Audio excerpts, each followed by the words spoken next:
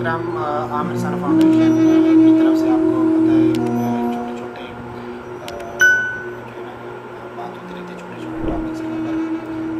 زیادہ لمبی چوڑی بات نہیں ہوتی، لیکن کوشش ہوتی ہے کہ ایک مختصر سے ٹائم میں ایک جامع اور ایک مکمل جو ہے وہ بات کی جائے، آپ تک پہنچائی جائے۔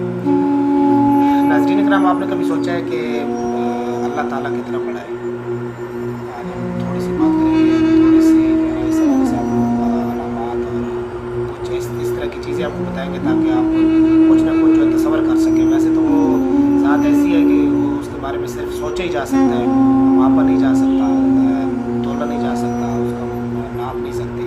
لیکن اللہ تعالیٰ نے خود جو ہے نا وہ قرآن پاک میں بتا دیا ہے کہ آپ اس پہ غور کریں اور میری بڑائی بیان کریں۔ اس کی کچھ چیزیں ہیں جن کے ذریعے ہم اللہ تعالیٰ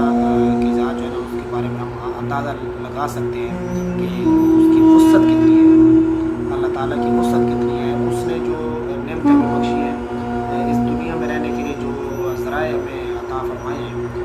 ان کی بیس کے اوپر جو ہے نا ہم کچھ اندازہ لگا سکتے ہیں۔ سب سے جو پہلی چیز ہے وہ آپ دیکھیں، آپ اپنے دل کی گہرائی میں اتریں اور پھر آپ فوراً ہی جو ہے نا وہ سمندر جو ہے نا اس کو ذہن میں لے کر آئیں، سمندر کی گہرائی کو، سمندر کی وسعت کو، وہ کہاں سے شروع ہوتا ہے کہاں پہ ختم ہوتا ہے، اس کی گہرائی کی طرف چلے جائیں اور اس پہ دیکھیں کہ کس طرح جو ہے نا اس میں جو سمندری اور بڑے بڑے جو جہاز ہیں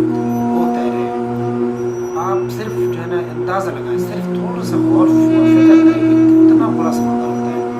آخر کوئی ذات ہے جس نے اس کو بنایا، اور اس کی بیس پہ ذرا سے اندازہ لگائیں کہ وہ ذات کتنی بڑی ہوگی۔ اس کے بعد آپ آئیں پہاڑوں کی طرف آئیں، آپ اندازہ لگائیں کتنے دنیا کے اندر ممالک ہیں اور کتنے پہاڑ ہیں اور کتنی ان کی بلندی ہے اور کتنی ان کی لمبائی ہے۔ آپ وہاں پہ دیکھتے چلے جائیں تو آپ کو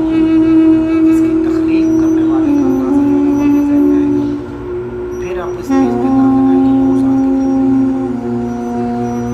تیسری جو چیز ہے، آپ زمین دیکھیں، آپ دیکھیں کہ اس کی ابتدا کہاں سے ہے اور اس کی انتہا کہاں تک ہے، اس بیس پہ اندازہ لگائیں کہ وہ ذات کتنی بڑی ہوگی جس نے اس کو تخلیق کیا۔ چوتھی چیز، آپ آسمانوں کو دیکھیں،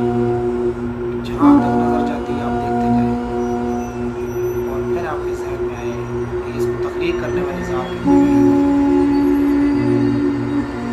پانچویں چیز، زمین اور آسمان کے درمیان جو فاصلہ ہے، یہ زمین ہے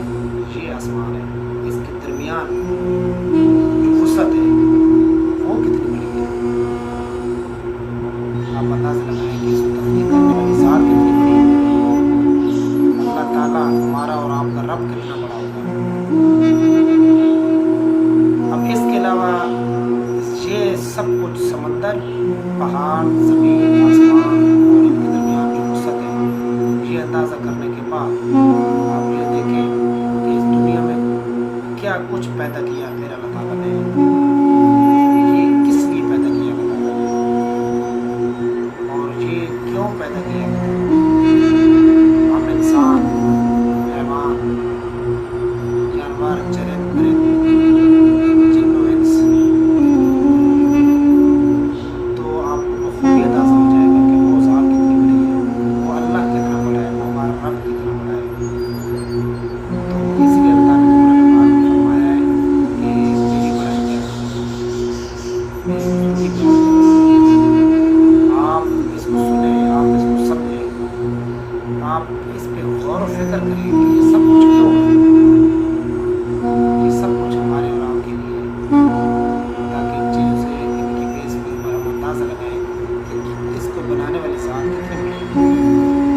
رب عظیم کتنا بڑا ہوگا۔ پھر جب آخرت کے تصورات کی طرف ہم